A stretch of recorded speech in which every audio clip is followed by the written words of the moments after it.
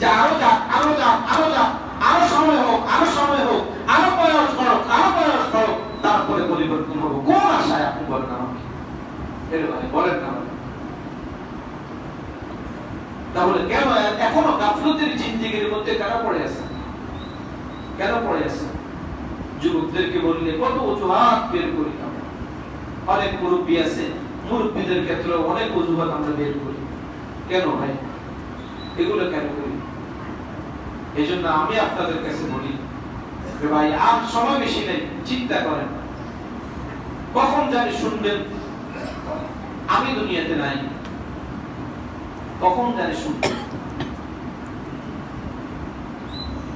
Mic থেকে আমার জানাজার এলান আসবে, অমুক সময় অমুকের যায় না, কখন জানি এলান চলে আসে। এই চিন্তাটা একটু করেন না যে কখন জানি আমার ডাক এসে যায়, কখন জানি মসজিদের মাইক থেকে আমার এলানটা চলে আসে, কখন জানি মসজিদের খাটিয়া আমার বাড়িতে চলে আসে আমার জন্য।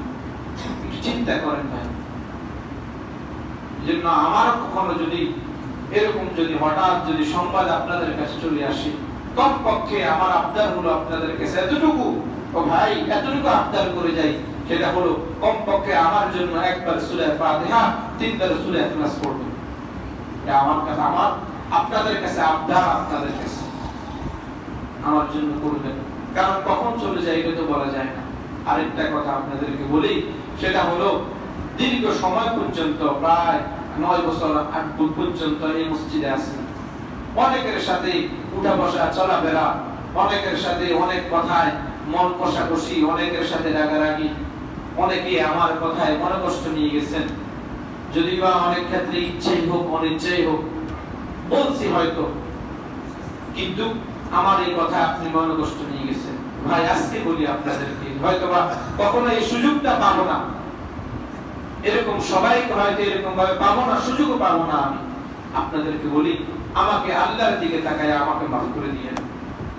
কথা বলতেছি কারণ হয়তো বা সুযোগ পাবো না আমি, এজন্য আমি আপনাদেরকে বলতেছি, যদি কখনো কাউকে যদি কখনো কথাই হোক, চলাফেরায় হোক, রাগের ক্ষেত্রে হোক, যদি কখনো কাউকে কষ্ট দিয়ে থাকি, আল্লাহর রাস্তে আমাকে মাফ করে দিবেন। মাফ করবেন তো ইনশাআল্লাহ? মাফ করবেন তো? মাফ করে দিন। দিল থেকে বলিয়েন ভাই, জবান এক বিষয়, জবান এক है और दिल और है। জবান হলো এক বিষয়, দিলটা হলো কি আরেকটা বিষয়। জবানের কথা হলো এক, অন্তরের কথা হলো এক। এজন্য অন্তর থেকে কথাগুলো বলিয়েন।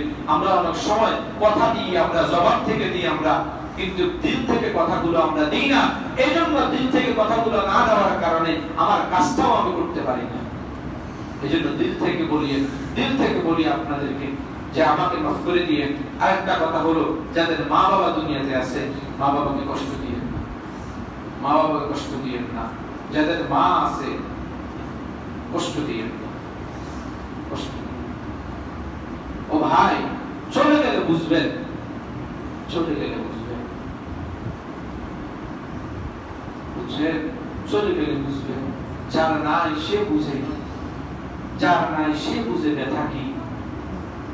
আপনার আছে, আপনি এখনো ব্যথা বুঝেন নাই, এখনো বুঝেন নাই ব্যথা, বুঝবেন।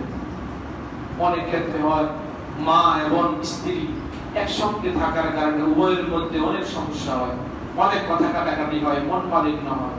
মাকে মায়ের মতো বুঝাবেন, স্ত্রীকে স্ত্রীর মতো বুঝাবেন। দুজনকে সামনাসামনি কখনো দাঁড় করাবেন না, উভয়কে কখনো সামনাসামনি দাঁড় করাবেন। আপনি যখন দাঁড় করাবেন, আপনি তখনই আপনি যে কোনো এক ব্যক্তির দিকে আপনি চলে যেতে হবে। হয়তো মায়ের দিকে যেতে হবে অথবা স্ত্রীর দিকে যেতে হবে। তো আপনি যদি মায়ের দিকে যান, স্ত্রী আপনার কি হয়ে যাবে? মন খারাপ হয়ে যাবে। আর স্ত্রীর দিকে যদি যান, তাহলে আপনার জনম দুঃখী মা আপনার উপরে নারাজ হয়ে যাবে। এই জন্য কখনো মা এবং স্ত্রীকে সামনাসামনি করবেন না। মাকে মায়ের জায়গায় বুঝাবেন, স্ত্রীকে স্ত্রীর জায়গায় বুঝাবেন, তাহলে দেখবেন সমাধান হয়ে যাবে। আর মায়েদের জন্য এটা প্রযোজ্য যে আমার ছেলের বউ, আমার ছেলের বউ এই বাড়িতে আসছে, আমার মেয়ে হিসেবে থাকবে।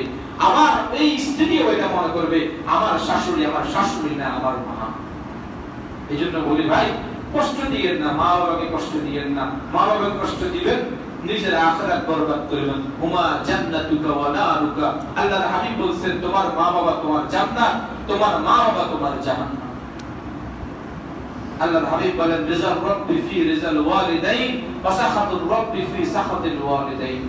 তোমার মাতা-পিতা তোমার উপরে সন্তুষ্ট তো আল্লাহ তোমার উপরে সন্তুষ্ট, তোমার মা বাবা তোমার উপর অসন্তুষ্ট আল্লাহ তাআলা তোমার উপর অসন্তুষ্ট। আবার এই ক্ষেত্রে একটা বিষয় আবার খেয়াল রাখা, আমরা বাবারা মারা অনেক ক্ষেত্রে আমরা ইনসাফ করতে পারি না। আমরা ইনসাফ করব সন্তানদের উপরে, কখনো বেইনসাফি করব না। অল্প হোক, আমার সম্পদ অল্প হোক, আমার টাকা অল্প হোক, ওই ক্ষেত্রে কখনো কি করব না, বেইনসাফি করব না, ইনসাফ করব। ভালোবাসা ভিন্ন জিনিস, ইনসাফ ভিন্ন জিনিস। ভালোবাসা ভিন্ন জিনিস। আল্লাহ হাবিব সাল্লাল্লাহু আলাইহি ওয়াসাল্লামের স্ত্রী যতজন ছিল, আল্লাহ হাবিব কখনো কারোর সাথে বেইনসাফি করেন নাই। কি করেন নাই? বেইনসাফি করেন নাই। কিন্তু ভালোবাসার ক্ষেত্রে আল্লাহর হাবিবের ভিন্নতা ছিল।